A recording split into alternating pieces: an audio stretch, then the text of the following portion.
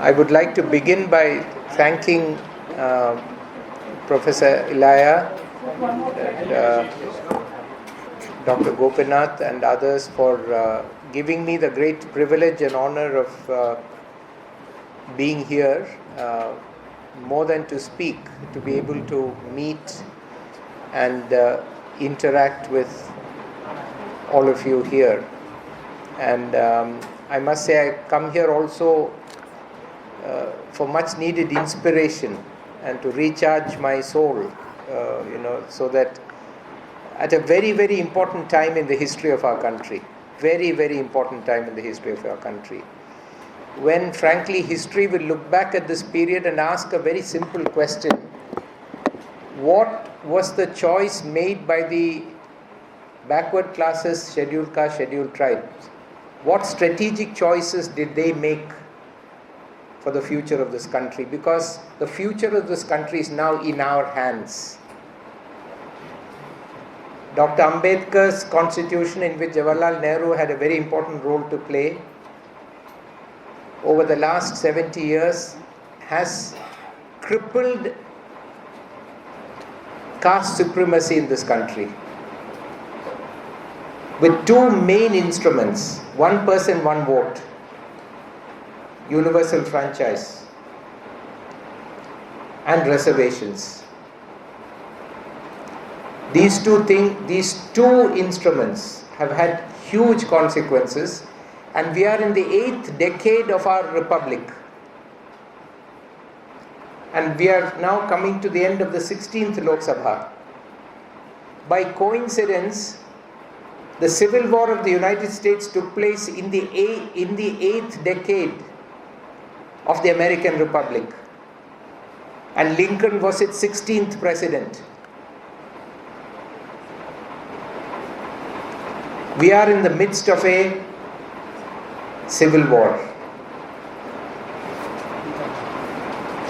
United States Constitution in 1787 also wrote, all men are created equal. And in the Philadelphia Convention, they deliberately decided, a group of white men, to exclude from that category black African slaves and even their own women.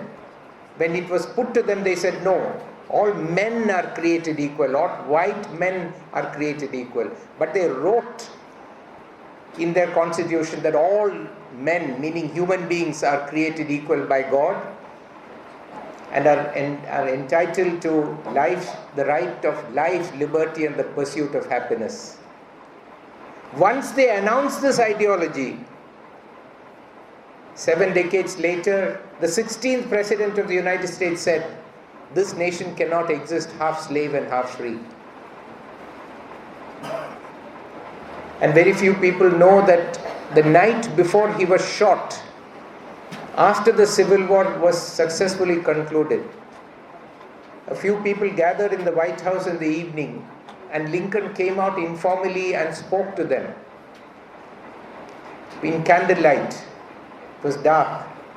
And in that speech, he said, I want the slaves to have the right to vote. His assassin was in the crowd.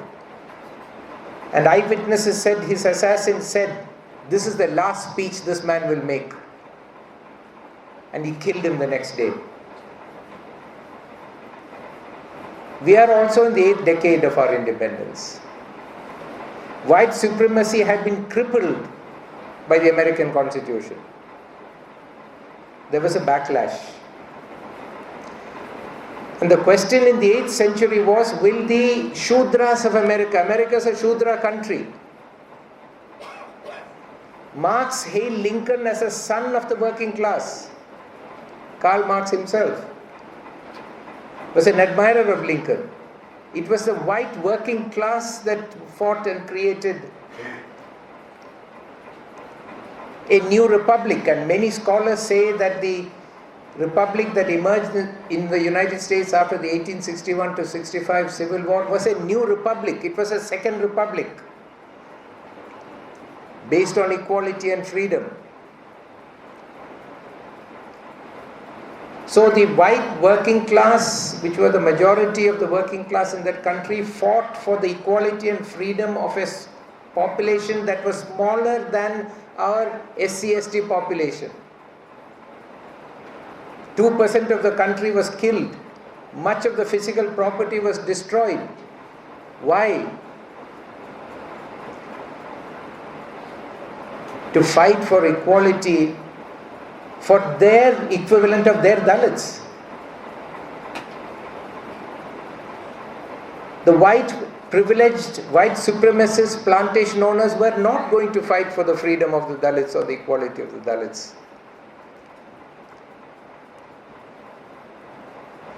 The caste, Savarna supremacists of India are not going to fight for the freedom and equality of anybody in this country. So I am a great admirer of Professor Kancha for last 2 decades. It is not my 8th decade, my 3rd decade of being his follower and admirer. But he is right in focusing on the working class of India. When he says Shudra, he is at heart and at the beginning a Marxist. He is talking of the working class, means literally those who produce, those who work. And the future is in our hands. If the white working class of America had not been prepared to sacrifice a lot for the equality of everyone in that country, then today America would not have been a superpower. The secret weapon of America is freedom and equality.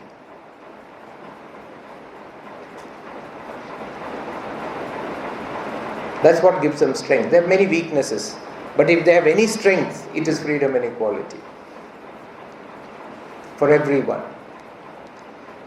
And so to have this meeting here today, to meet all of you, gives me great hope and great inspiration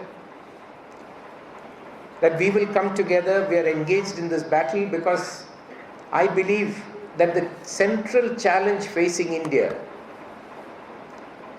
the only thing holding this country back and chaining in poverty more people than in any country in the world today, in subhuman poverty and subhuman conditions, is only one thing. It is a refusal of the Hindu upper caste, particularly the North Indian Hindu upper caste, to democratize the Hindu social order.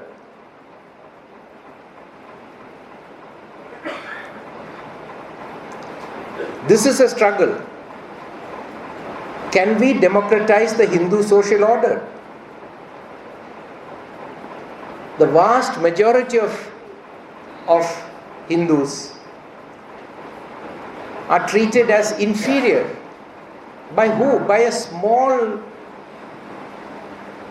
minority, not of everyone who is born into any of the upper caste, but a small minority of upper class vested interests are refusing to change the Hindu social order. That's why I picked up this book. We all know this writing, but I picked it up because it is put together as a small booklet. Dr. Ambedkar focused our attention on the Hindu social order. Right.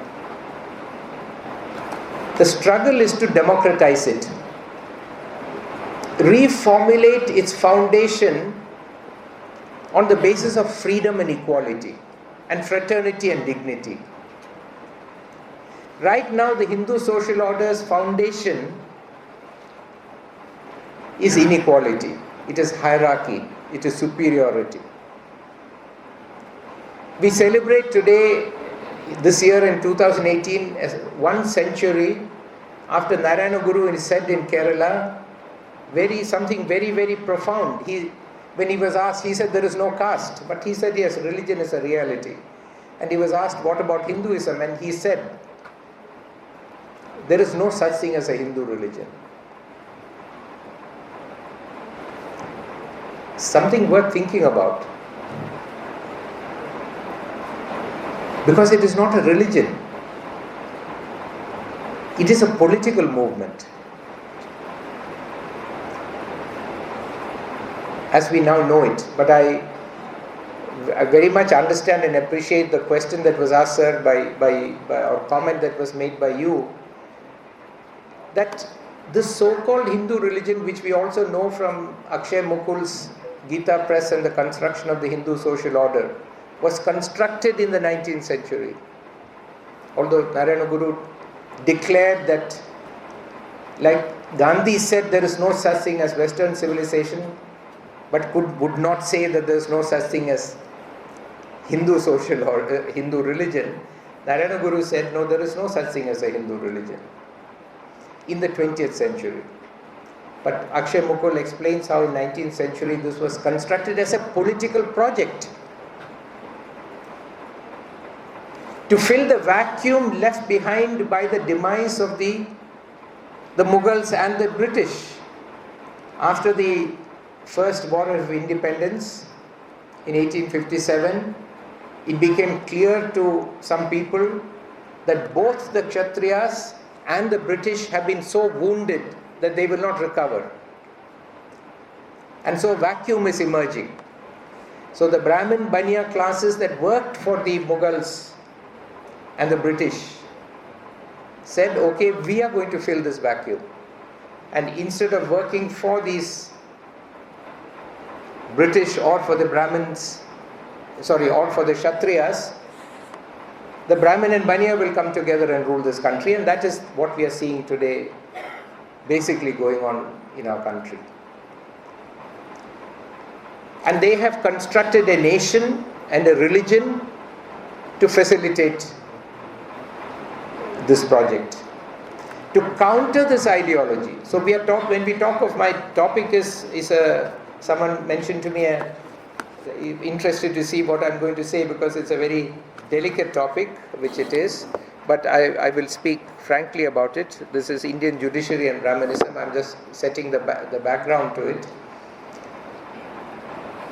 That this project, that if one or two communities will take power, fill this vacuum, is a very significant fact for us to bear in mind, because they constructed this around, ironically, religion, Hinduism,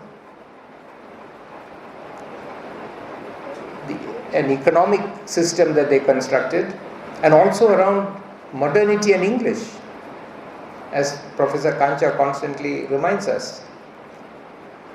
And they use these ideas to construct, as a political project, the ideology of Brahmanism, which is not really about individuals. None of us are here today to attack a community, to attack any individual, to attack anything. We are here to question the ideologies that are holding back our country.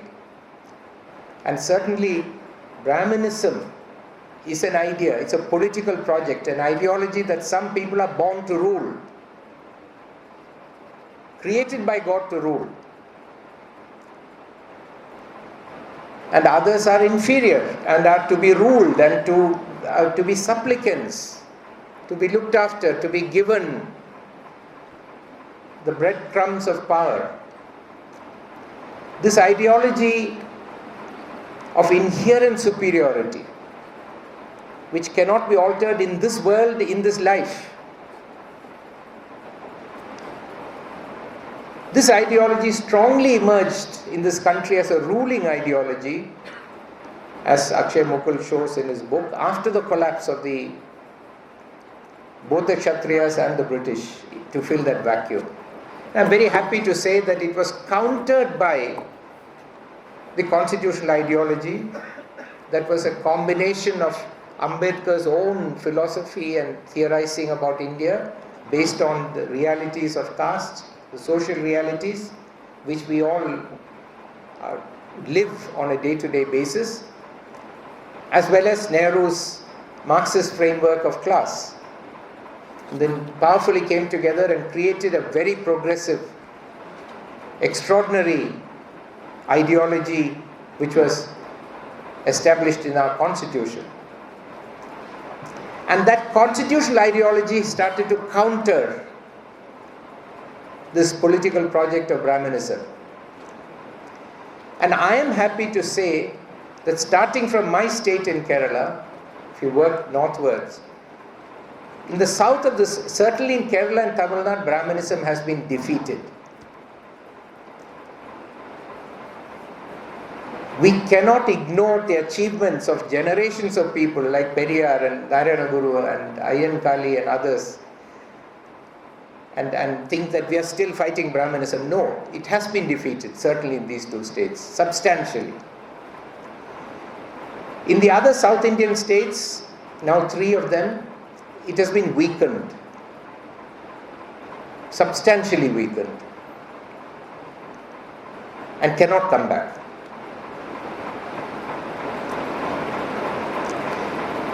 That's why I said the real fight is now in the north. And the refusal of the Brahminical forces in north of India to democratize the Hindu society is threatening to destroy this country. They are prepared to destroy the country rather than democratize Hinduism. Best case scenario, 100 years from now, thanks to the support and concern of a global community, most Christians and most Muslims will improve their condition. But India will still be poor so long as the Hindu social order is not reformed, because the North Indian Hindu Dalits will not be allowed, given the space, to escape the social system, because without their subjugation, there is no Brahmanism, there is no Brahmin, there is no upper caste.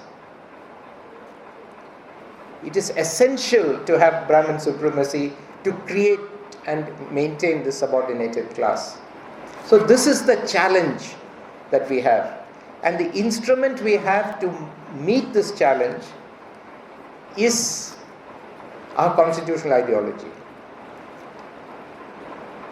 Now, I also want to briefly say that Professor Kancha pointed out that I am a follower of Narayana Guru, and the right-wing forces are not afraid of us compared to the Dalits. He is right.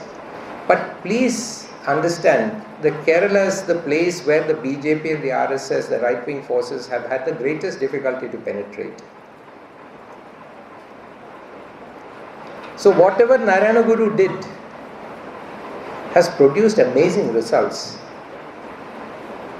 The left movement in Kerala, the footprint of the left movement in Kerala is Narayana Guru's footprint.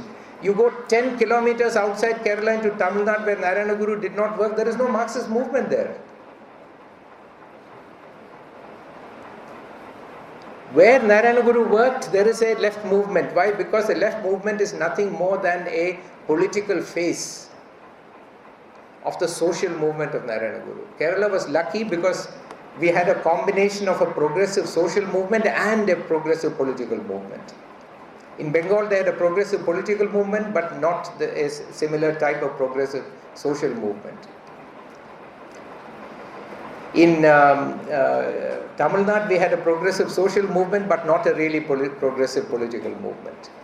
Kerala was very, very lucky that we first had in the 19th century an extraordinarily theoretical, as Professor Kancha keeps emphasizing, and I'm hoping for the day that he'll include Narayana Guru as a great philosopher. Simply because he's not read in English doesn't mean he's not significant. English is not significant in this country, frankly. But Narayana Guru created a progressive movement, and his own followers and his own movement really built the Marxist movement and Marxist party in Kerala. So we had a very sound Marxist theory on how to organize economic production, which Narayana Guru did not have. But we also had a very sound theoretical framework on how to organize society, which Marx did not have, but Narayana Guru had. So when these two things came together, Kerala has improved its material condition better than any other part of this country. And so that's why the BJP is not afraid of me, because they have given up on us. They really cannot. And if you go to the Malayalam website of Modi, it seems like you're reading a very progressive leftist website. They cannot. The BJP candidate who contested in Malappuram and lost very badly, one of his election promises, I am told by the media, I have read in the media, was that if he's elected, he will ensure that beef is supplied at high quality and low price.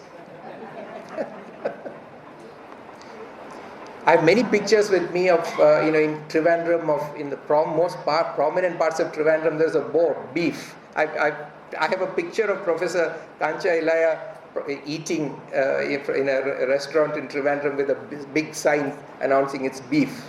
Right? And none of these right-wing forces will dare to protest against that or create violence. So we can learn from the strength of these ideologies we have. We're very lucky in this country to have Ambedkar, Periyar, Phule, Narayana Guru, Nehru, the Marxist thinkers, EMS, A.K. Gopalan, so many wonderful thinkers who have created a number of ideas and frameworks for us to move forward. So it is in this context, I think, a more optimistic context, that we are in the 8th decade of our independence. We know from the American experience that 7 decades of a constitution that promises but does not deliver equality has a huge impact and usually leads to civil war. And we are having a civil war. And what we are having, frankly, is a Hindu civil war. For what this hero of mine, Mr. Rohit Vemula, and his family died for was to democratize the Hindu social order, demanding equality, demanding dignity, demanding respect, demanding, as Martin Luther King said, I am human. Recognize me as a human being. So we are in a moment where there is a backlash. We are standing up. Nowhere in this country, and we all travel to different parts of the country, does any poor person even remotely believe anymore that he is inferior to anybody or she is inferior to anybody. That is gone. No one even says that to them. Some of the upper caste may believe that they are superior, but they will not say this openly anymore. Why? Not because they don't want to, but the environment has changed. So now the issue is, how do we move forward? And Professor Kancha has laid out certain paths which are, I think, very, very important for us to think about. But now let me turn very briefly to the issue of the judicial system and Brahmanism, because this is the background in which I wanted to speak about it.